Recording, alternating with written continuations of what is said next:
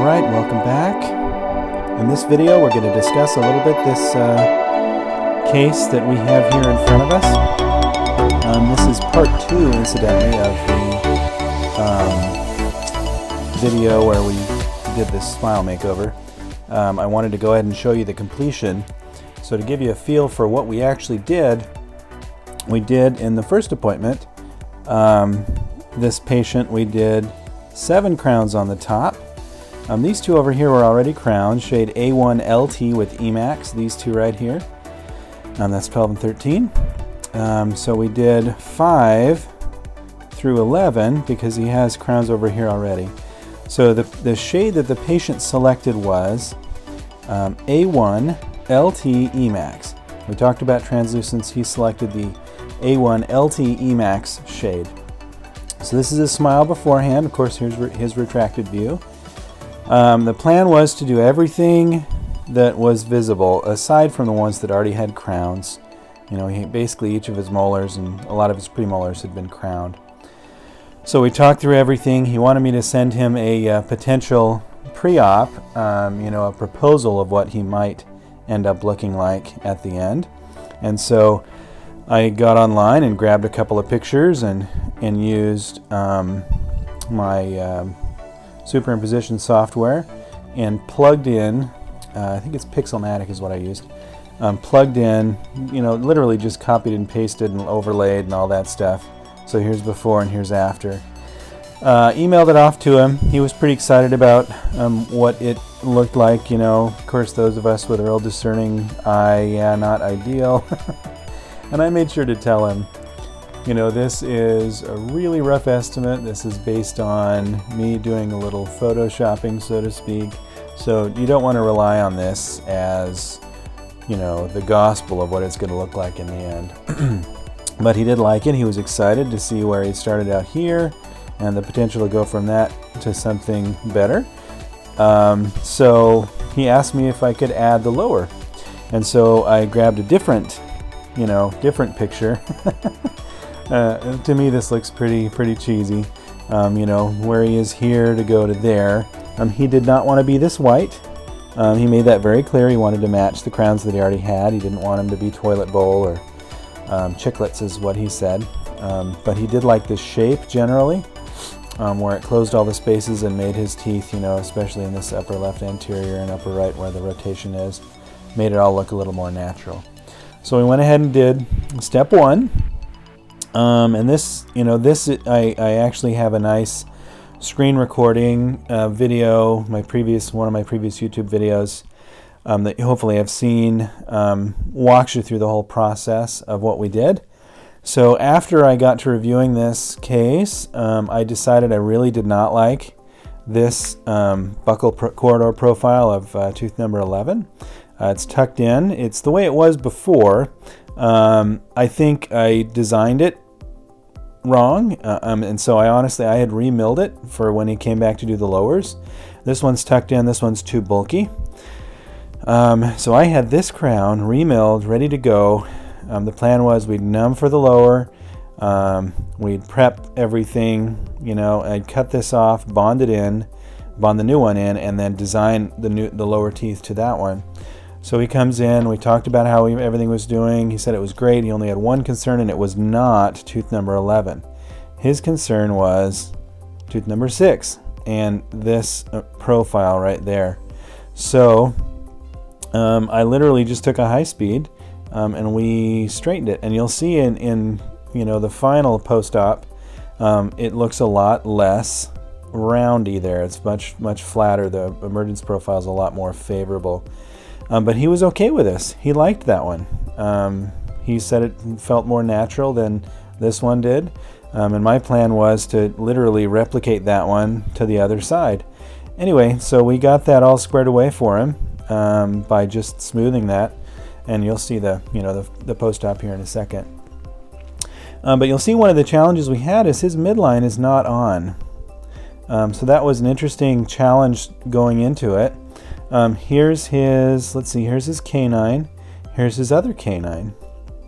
So we've got, you know, 23, 24, 25, and 26 here, his midline is off a full incisor, lower incisor. So I had the conversation with him. You know, ideally, this canine would be right here. So we talked about options, things that we could do to make things look more natural. You know, potentially making the canine look more like a lateral. But he said he didn't really notice it. It didn't really bother him as long as the midline lined up. So how are we going to get this midline up here to match down here? Because there's certainly no way to bring the midline, you know, here, suddenly have it there. I mean, you'd really have to be an amazing master of smile makeovers, which is just, it's more than I'm capable of doing. So we had that conversation that we would essentially leave his 4 incisors there, but do our best to line up this midline better than it was. So numbed him up. Again, I just rounded the contours there. We prepped 8 teeth here, you know, the lower 6, and added 1 bicuspid on each side. Prepped all those guys. And here is the final outcome. So a couple of different lightings there. It's pretty obvious this one has way too much light here on the right side. A little overexposure there. But you can see here's the emergence profile there, the round angle there, the line angle. Looks a lot more favorable here than it did before. And I'll show you, I'll go back to that original one as well. But you can see we did a pretty good job of getting this midline lined up. Pretty good job. Now what's interesting is when the Cerec proposed the crown designs, and this is, I should clarify, this is immediate post-op. So there's some gingival irritation, inflammation from, you know, the cement and the adhesives. There's a little residual cement there. But this is immediate post-op. So the computer, the Cerec 4.5, proposed the designs of these crowns all at once. I did not use biocopy. I did take a biocopy image only to compare what he looked like before to what he looks like, you know, what the new proposals were, to get kind of a feel for what it looked like. But I did not use the biocopy design function. But when the computer proposed these crowns, it proposed them, you know, way over. And I didn't get a video, but essentially, you know, this tooth was centered on that midline. So I went to the anatomic shape tool, and I literally just slid, you know, moved the contacts over to line up that midline much, much better than it was initially in the proposal. So he is coming back in for a, you know, follow-up. I believe I'm seeing him next week. We'll take a look. I want to get another picture just to see how this gingiva turned out. You know, he had quite a bit of recession down there. So, and you know, there are a couple of things that I would change. You know, the profiles here I'm not super happy about. He was really excited about the smile. He was very happy about it. You know, before I bonded any crowns, especially when we're doing something as extensive and expensive as this, is I want to try it in. I want them to make sure that they like it, and I want them to understand that there is no pressure at all. If they don't like this tooth, or if they don't like that tooth, I want to know right now so that we can redesign it and remill it, and either temporize this guy and have you back if there's a time press, or, you know, just do it now. But I make sure through that appointment that, number one, I'm managing my time well. Sorry, that's supposed to say time. And that there's no pressure, for the patient. So that if there's something they don't like, if they want me to change something, they are okay with saying, you know, Dr. King, I really don't like this tooth, or can you round this bulbous lumpy thing on tooth number 6? I want them to feel comfortable being able to say something like that to me. So it's really critical that you have a good open dialogue.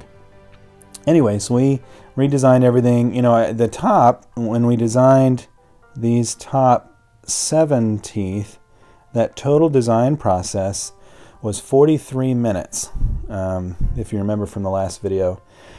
from the moment I started designing, not imaging and not processing, but the moment I actually started designing these crowns, it was 43 minutes of nonstop design. With the lowers, I think it took half of that, even though we had to move the midline over. And I think a lot of that is because the lowers are a lot less particular from the standpoint of how much nuance there is and how visible they are. So, and maybe the computer was having a good day, I don't know. But it seemed like the proposals it gave me were like, boom, just beautiful. So here's the before and the after. You can see his midline, even though it's leaned over a little bit, it's pretty good. It's not terrible. You can see his tucked in canine that I talked about before. It's still kind of tucked in. You'll notice the anatomy on this guy is kind of unique. That bicuspid comes up and out and the canine's tucked in. So the anatomy there is a little bit unique on the new proposal. But we did a pretty good job lining up his midline. I'm sorry, I picked the wrong picture. This one is too bright. I should have picked the other one. But yeah, the anatomy is a little bit unique there to make sure everything matches.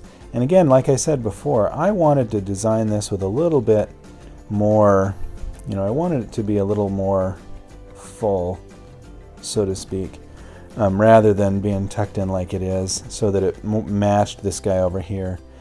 But in the end, he was very happy with that one, and he wanted me to contour this one, and he said he may even want me to contour it more. But if you look at how flat his canines in the pre were, this is what he's used to. So he's used to that, and having new, wider canines, even though it may be a little more anatomically accurate, is not something that he wanted.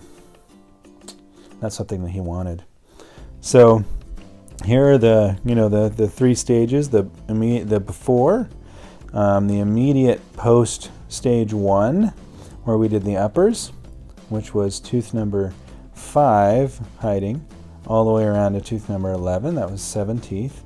That was about a 4-hour appointment because of the 43 minutes of design time. And then the final completion, 8 crowns down on the bottom here. And remember that this is number 22.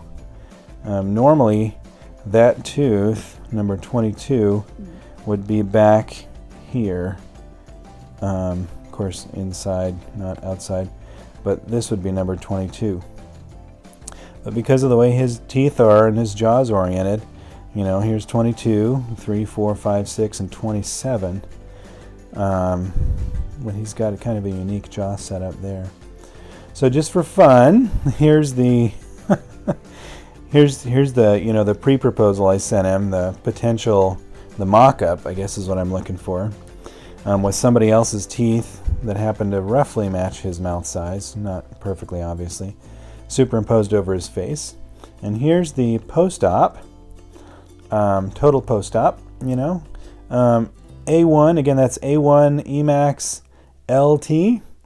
Looking back, I think, if we would have gone, instead of with LT, gone with an MT, but I don't like to do HT, the high translucence, on Smile Makeover cases because they tend to look a little gray.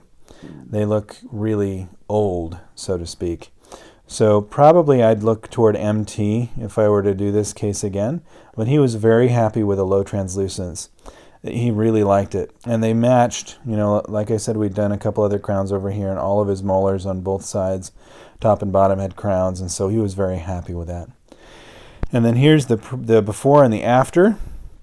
You'll notice that he is smiling a little bigger here. I don't think we moved his smile line down that much, but if you look at the folds in his cheeks here, there's a little deeper smile up here on the right side. But he was very happy with the outcome. He liked it. He kept saying nice things and complimenting. Oh, battery's going down. But he really liked it. He was happy with it.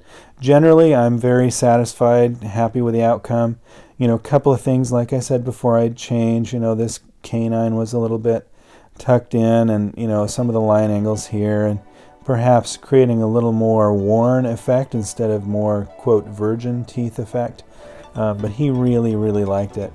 So that's my case for you. This is a fun case. You know, I remember hearing Gordon Christensen talk when I was in dental school, and it didn't make a whole lot of sense to me then. It makes a lot of sense to me now, though, that you know, the more, one thing he suggested is that the more crowns we do at any given setting for any given patient, like a makeover like this, we ought to consider charging them more. So rather than, you know, the more you buy, the cheaper they get, it should be the more you buy, the more expensive they get.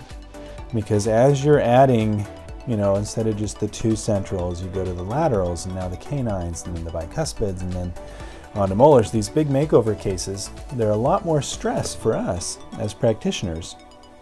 A lot more stress.